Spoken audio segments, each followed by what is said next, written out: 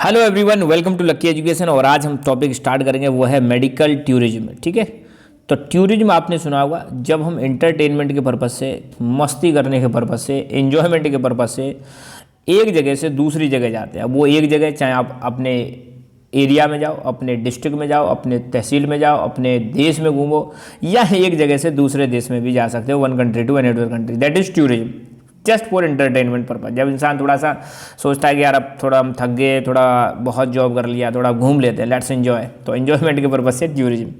अब यहाँ पर हम बात कर रहे हैं मेडिकल टूरिज्म की। ठीक है, टॉपिक हम जो डिस्कस करने वाले हैं वो है मेडिकल टूरिज्म।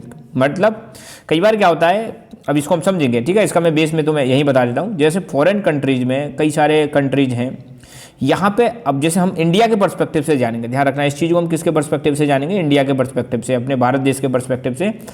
कई देशों में, जैसे मान लो सपोज अफ्रीका है, अफ्रीका में अगर किसी व्यक्ति को इलाज कराना और वो यूएसए जा रहा है, ठीक है, और यूएसए में उसको 45 लाख का खर्चा आ रहा है किसी चीज़ का ऑपरेशन कराने में, 45 लाख का खर्चा आ रहा है, और वही चीज़ अगर वो इंडिया में आता है तो मात्र उसका 20 लाख रुपये खर्च करने पड़ रहे हैं।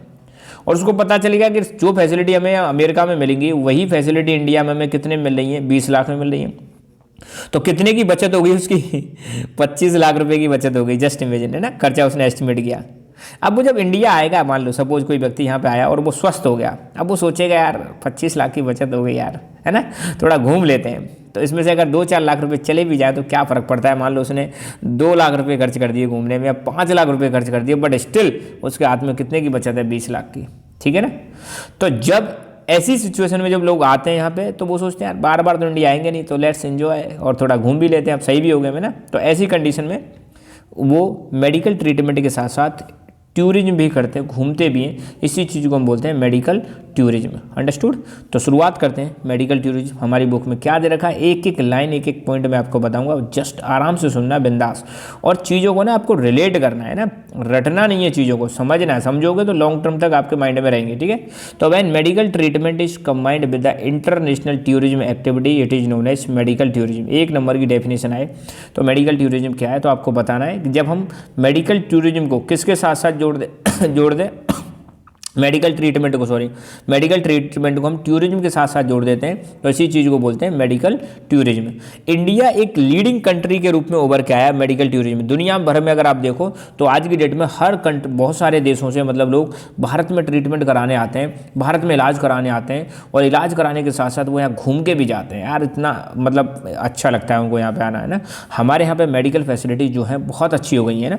पिछले कुछ सालों में आप देखो इंडिया की जो मेडिकल फैसिलिटी जो ज़बरदस्त हुई है, मतलब अच्छी फैसिलिटीज़ हम यहाँ पे प्रोवाइड करा रहे हैं अपने यहाँ पर, ऐसी कंडीशन से कि मतलब लोग इलाज भी कराते हैं, इलाज के साथ साथ घूम के भी जाते हैं यहाँ पर। ठीक है, ऊपर से आप देखो मेडिकल इंफ्रास्ट्रक्चर जो है ये डेवलप होता जा रहा है ना। Medical infrastructure has developed to meet world class demand of overseas patient. अपने इंडिया की बात करें तो हमने मेडिकल इंफ्रास्ट्रक्चर का मतलब क्या है, हमारे जो हॉस्पिटल्स हैं वो किस में आ जाएंगे, मेडिकल इंफ्रास्ट्रक्चर में आ जाएंगे। वहाँ पे जो मशीनरी है, वहाँ पे जो इक्विपमेंट है, वहाँ पे जो टेस्टिंग लैब्स हैं ना, ये सारी चीज़ें ये हमने कैसी प्रोवाइड करा रहे हैं, वर्ल्ड क्लास, वर्ल्ड की डिमांड के हिसाब से प्रोवाइड करा रहे हैं, ताकि ओवरसीज पेशेंट, ओवरसीज मतलब विदेशों से जो मतलब आ रहे हैं ना यहाँ पे पेशेंट, उनको हम बोलेंगे ओवरसीज पेशेंट, उनकी नीड को फुलफिल किया जा सके। मगर स्टिल अब देखो ऐसा नहीं है कि हम बहुत कुछ मतलब बहुत ज़्यादा अच्छी नंबर 1 पे आ गए, वैसा वैसा भी नहीं है, बट स्टिल इंडिया इतना एडवांस नहीं हुआ है जितना एडवांस यूएसए है। ठीक है, हर साल जहाँ पे यूएसए में आप देखो हम क्या करें, यूएसए भाई अभी हम यूएसए को बराबरी नहीं कर सकते, मगर फिर भी बराबरी नहीं कर सकते तो मतलब क्या है, हम कोशिश कर रहे हैं, बेटर होते जा रहे हैं। हमारे यहाँ पे बहुत सारी चीज़ें बहुत अच्छी होती जा रही हैं।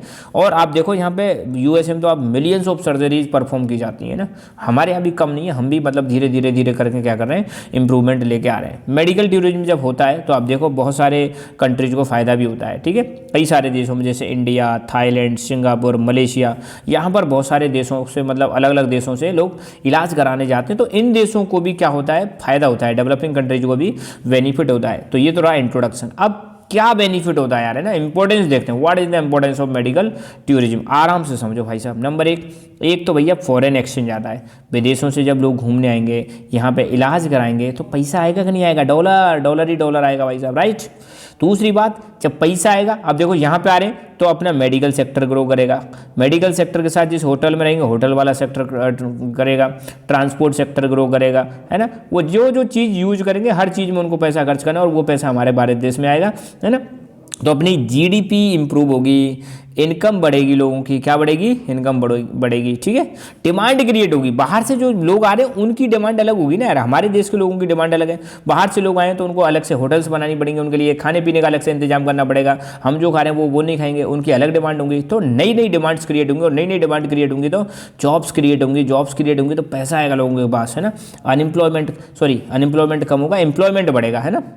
और हमारे देश को भी एक मतलब ध्यान रखना, कंट्री को भी एक सॉलिड मेडिकल इंफ्रास्ट्रक्चर मिलेगा और स्किल्ड मैन पावर मिलेगी। जब हमें लग रहा है यार बाहर से विदेश से मतलब लोग ट्रीटमेंट कराने आ रहे हैं, तो हम भी एक ऐसा इंफ्रास्ट्रक्चर तैयार करेंगे, एक ऐसा मतलब सिस्टम तैयार करेंगे बहुत अच्छा, और वहाँ पर स्किल्ड मैन पावर रखेंगे, और हमारे देश से जो डॉक्टर्स बाहर जाते हैं उनको भी बाहर जाने की ज़रूरत नहीं पड़ेगी, जब ये सिस्टम जब अच्छी तरह से फ्लोरिश करने लग जाएगा ना, अच्छी तरह से ग्रो करने लग जाएगा, है ना। जब ये सेक्टर ग्रो करेगा, मेडिकल टूरिस्ट जब बहुत ज़्यादा आएंगे, तो हमारी फार्मास्यूटिकल, बायोटेक्नोलॉजी, ये सेक्टर भी बहुत ज़्यादा ग्रो करेंगे, है ना। मेडिकल से रिलेटेड देखो, दवाइयों की जो कंपनियां होती हैं उनको हम क्या बोलते हैं, फार्मास्यूटिकल। बायोटेक्नोलॉजी में अब आप देखो हॉस्पिटल में जाओ, अलग अलग तरह की मशीन्स होती हैं, तो वो मशीन्स किस डिपार्टमेंट में आ जाएंगी, बायोटेक्नोलॉजी में आ जाएंगी, है ना, जो अलग अलग तरह की टेक्नोलॉजी लेके आ रहे हैं। तो ये रहा मेडिकल टूरिज्म, इसके बारे में आप बता सकते हो, ठीक है।